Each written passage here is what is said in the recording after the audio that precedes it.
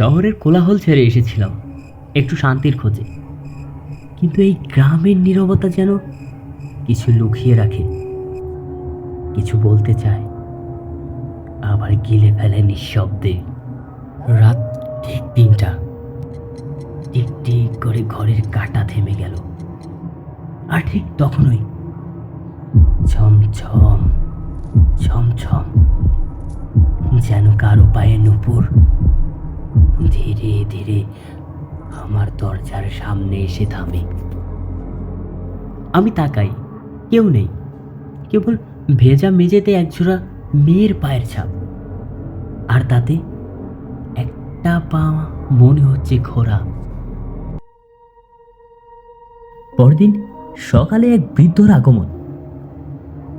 আমি কিছু না বলতেই বৃদ্ধটা আমাকে লক্ষ্য করে বলল, এই বাড়িতে একটা ভাড়াটিয়া ছিল, মেয়ে, খোড়া ছিল।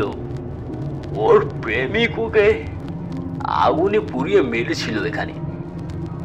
শুনেছি সে এখনো আসে, প্রতি রাত 3টায়।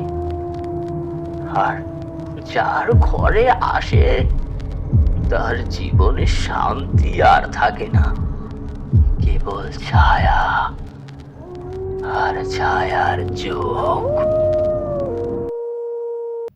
আমি হেসে বলেছিলাম, ভূত প্রেত শুধু গল্পেই থাকে, এসব এসব সত্যিকারে কিছু হয় না। আমি ভূত প্রেতে বিশ্বাস করি না, কিন্তু সেটা ছিল প্রথম ভুল। দ্বিতীয় রাত। নুপুরের শব্দ, আবারও নুপুরের শব্দ, ছমছম ছমছম। এবার আর দরজায় নয়, আমার বিছানার পাশে, একদম কান ঘেঁষে যেন ফিস ফিস করে কেউ বলল, আমি এসেছি, আমি এসেছি তোর জন্য। ঘুম ভেঙে দেখি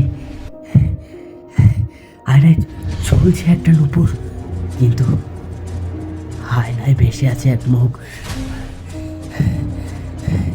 পোড়া, গলে যাওয়া, আর তার চোখ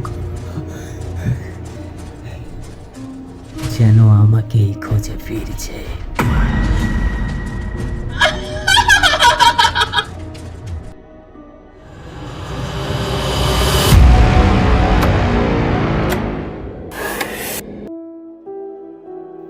আমি আজও বেঁচে আছি, কিন্তু আয়নার দিকে আর তাকাতে পারি না, কারণ কারণ সেখানে আমি একা নই।